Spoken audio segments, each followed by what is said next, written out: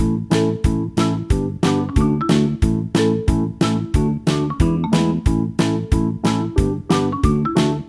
kids, how are you? I hope you all are happy and healthy. Today we have a new topic, safety rules. In this chapter we learn safety rules. Let us start our chapter. It's chapter number 13, safety rules. Let's read. We have to cross the road to go to the park. हमें road को cross करना होता है जब हमें park पे जाना है. But vehicles are moving very fast. Vehicles बहुत तेज चल रहे हैं. We should cross at the zebra crossing. हमें zebra crossing क्रॉस करनी चाहिए. So we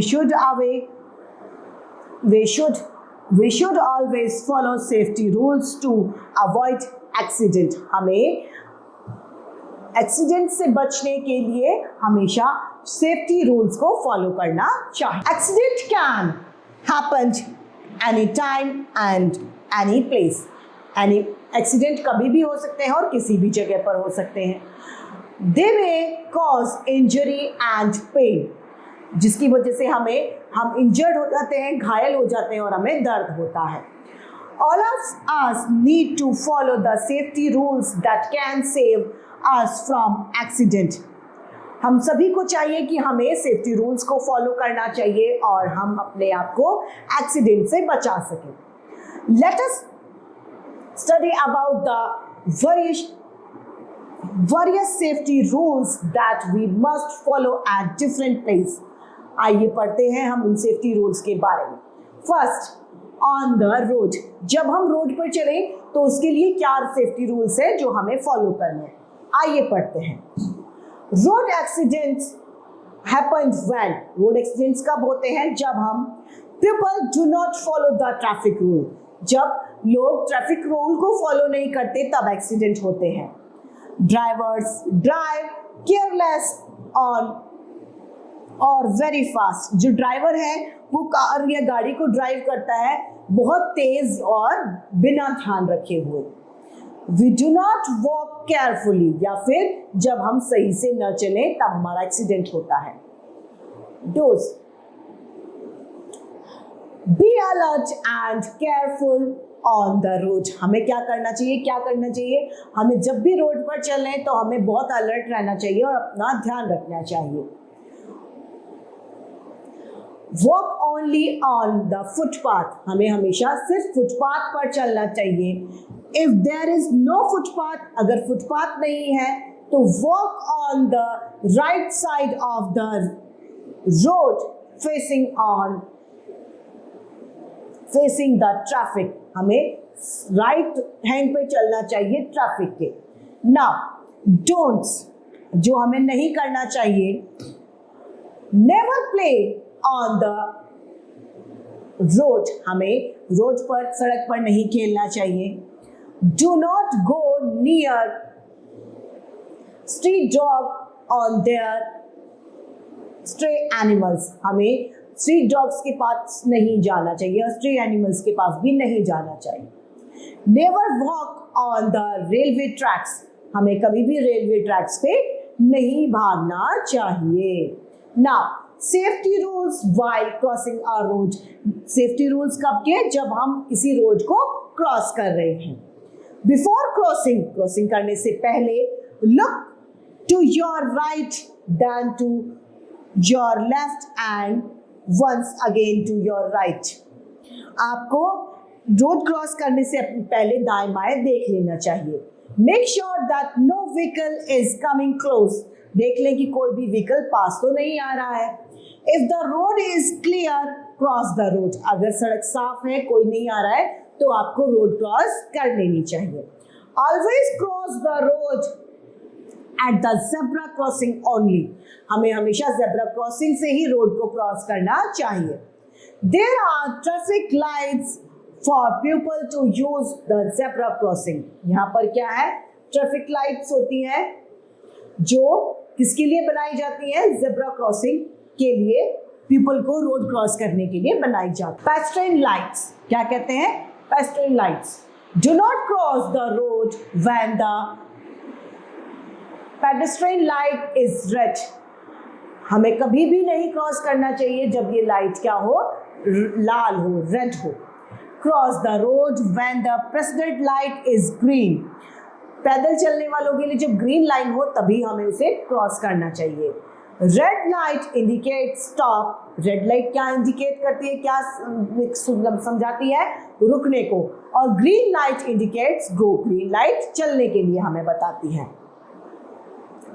Zebra crossing is a path on a street or a road which is printed with black and white stripes. Zebra crossing क्या है, जो road पर, सड़कों पर बनाई जाती है और ये कैसी प्रिंट होती है, ब्लैक और व्हाइट प्रिंट होती है, पट्टियां, धारियों वाली. People can safely cross the road or street using this path. लोग आराम से इस जेब्रा क्रॉसिंग का यूज करके अपनी रोड को क्रॉस कर सकते हैं. अब सेफ्टी रूल्स व्हीकल्स में क्या क्या है, आइए पढ़ते हैं. Stand in a Q while waiting for a boarding बस. हमें हमेशा लाइन में खड़ा रहना चाहिए जब हमें बोर्डिंग बस में चढ़ना हो. Stay stand while a bus is moving. एक जगह खड़े रहना चाहिए जब बस चल रही हो. Talk softly so that the bus driver can concentrate on driving. हमें हमेशा धीरे आराम से बोलना चाहिए ताकि जो बस का ड्राइवर है वो अपना कंसंट्रेट कर सके अपनी ड्राइविंग के लिए. Do not learn about the moving bus. Always wear a seat belt. हमेशा हमें सीट बेल्ट पहनना चाहिए. When you are traveling in a car, especially if you are sitting on the front seat. हमेशा seat belt पहने और specially जब पहने जब आप फ्रंट सीट पर बैठे हो. अब स्कूल में सेफ्टी रूल्स क्या हैं, पढ़ते हैं. Do not sharpen the pencil with a knife or blade. आपको कभी भी अपनी पेंसिल को शार्प नहीं करना चाहिए ब्लेड और नाइफ से यानी चाकू से. Never run with your school bags. You may fall down and get hurt. कभी भी स्कूल बैग को लेकर नहीं भागना चाहिए ताकि आप न गिरे और न आपको चोट लगे. Never jump on the desk inside the classroom. Class में जो डेस्क होती हैं उन पर कभी न कूदें. Do not keep your hand close to the frame of the window. The window may bang shut and hurt you. कभी भी खुली खिड़की में हाथ न डालें, अगर खिड़की बंद हो गई तो आपके चोट लग जाएगी. Hold the railings while climbing the stairs. Never run on the stairs. हमें हमेशा रेलिंग को पकड़ना चाहिए जब हम स्टेयर्स को चढ़ रहे हैं और हमें कभी भी स्टेयर से भागना नहीं चाहिए ताकि भागते समय अगर हम गिर गए तो चोट लग जाएगी. Now, in the playground. अब प्लेग्राउंड में क्या क्या सेफ्टी रूल्स हैं. Play a safe game. हमें एक सुरक्षित सा गेम खेलना चाहिए. Keep away from thorny plants and barbed wires. हमें हमेशा जो कांटेदार पेड़ होते हैं उनसे दूर रहना चाहिए. Do not push your friends और फाइट विद देम. आप अपने दोस्तों को धक्का मुक्की न करें और उनसे झगड़ा ना करें. Now in the swimming pool. Swimming pool में सेफ्टी रूल्स क्या है. Now, swim only in the presence of an adult. हमें हमेशा बड़ों की निगरानी में ही तैरना चाहिए.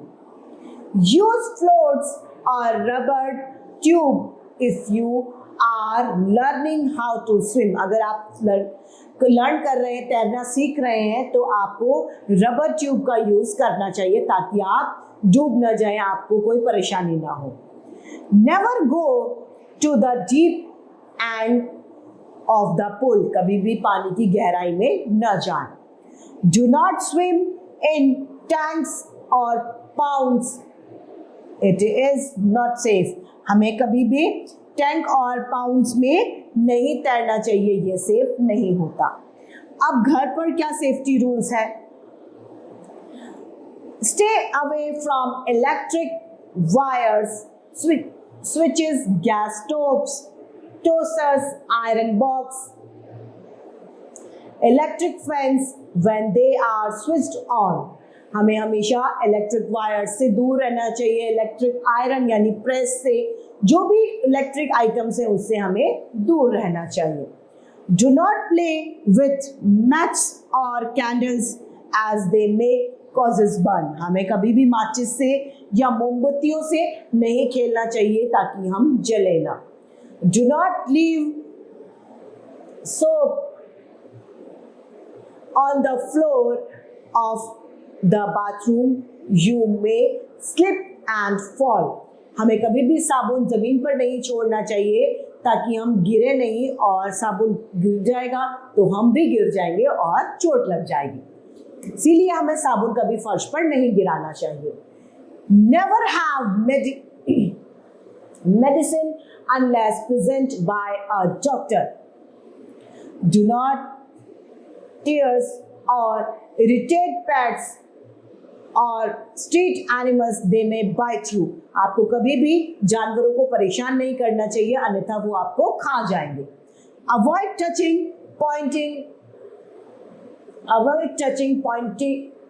pointed or sharp edges object like needles, knives, blades, etc.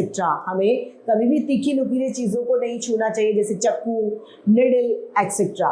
These objects cut you and let you injury. ये क्या करेगी? आपके हाथ में चोट लगा देगी, कट कर देगी और आपको इंजर्ड कर देगी, जख्मी कर देगी. Now, first aid. If anyone get injured, what should we do to help him? ये पूछता है. इसके दादाजी कहते हैं, You should inform your elders. आपको अपने बड़ों को बताना है, parents और teachers, and give first aid to the injured person. आपको तुरंत बड़ों को बताना है ताकि वो उनको फर्स्ट एड दे सकें. First aid means the medicated help that should be given to the person who just injured. जिसके अभी चोट लगी है, तुरंत उसे इंजर्ड हुआ है, उसे मेडिकल सर्विस देना ही फर्स्ट एड है. First aid box should have cotton. First aid box में क्या क्या होना चाहिए? कॉटन होनी चाहिए, एंटीसेप्टिक लिक्विड होना चाहिए, पेन किलर होना चाहिए और पैक ऑफ बैंडेज होना चाहिए. इसमें फर्स्ट एड किट में ये सब चीजें होनी चाहिए. Here is a picture of a cotton, antiseptic liquid, bandage, painkiller और a picture of a first aid box. From this, our chapter has been completed. Now, points to remember. First, safety rules save us from accident. We should follow safety rules at home, school, in playground, on road, in a vehicle and the swimming pool. We should not play with matchstick and sharp thing. We should swim in the presence of an adult. In case you are hurt, immediately inform an adult. From this, our chapter has been completed. I hope you all are enjoying and understood this chapter.